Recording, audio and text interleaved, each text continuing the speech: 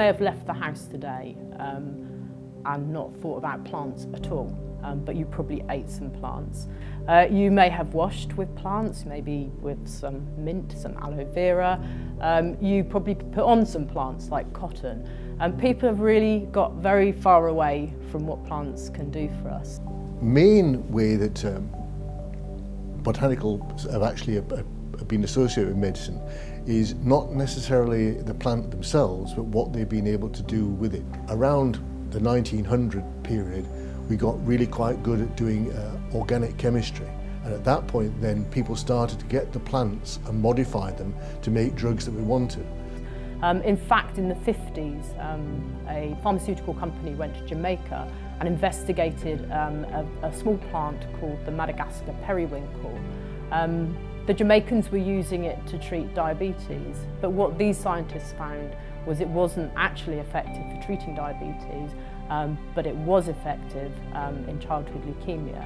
What the drug vincristine has done is brought down the death rate in childhood leukemia from 90% in the 1960s to 10% today.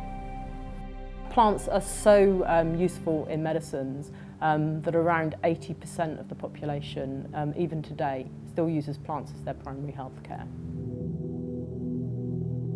So Chelsea Physic Garden is the oldest botanic garden in London, and just down the road our neighbours, the Royal Brompton and Harefield NHS Foundation Trust, are the largest specialists for heart and lung conditions in the UK. So it felt like a perfect opportunity to present this exhibition of the art and healing power of plants. It's really about celebrating botanic art along with the medicine and the plants as well that they represent, to combine together to show new audiences plants in a completely different way. Plants, we hope, will be here forever because they're so well cared for, but it's a way of conserving those plants in paint, on paper. We create beautiful paintings that are scientifically accurate. They have got to be verified by scientific measures to make sure that the scales are all correct, the way in which they show the seed pods, every single detail has to be accurate. The Chelsea Physic Garden Floral Society was formed, and they are the creators of all these paintings that identify and classify the plants in the garden so far. And with the help of the gardeners and botanists, create the artworks. Every day of the year will be a gardener here. We have 7 really skilled botanical horticulturalists that keep the garden looking good. And we grow maybe 3 or 4 specimens of over 1,000 different species, all of them requiring different care. And we're also helped by skilled volunteers to make sure that we can really get all of this work done. We have a collection of over 600 paintings here at the garden, so we really want to showcase these to people. And then it also gives us an amazing opportunity to start working more closely with the Royal Brompton to get the patients out of the hospital and into green spaces, and we're just a 15-minute walk away, so it's really perfect to be able to connect these two sites. Plants are not only very physically beneficial to us in the way of clothing and medicines, they are also more psychologically beneficial to us in terms of well-being and mental health. An architect in the 80s discovered that patients that were in hospital rooms with windows, their recovery was sped up and it was actually better. Absolutely really strong evidence that the healing garden actually does improve, the outlook of all sorts of hospital patients. So I mean, the gardens do have a big place to play. Real importance of having these botanical drawings out in the garden is engaging people on another level. It gets them engaged with the plants and makes them want to look at them a bit closer.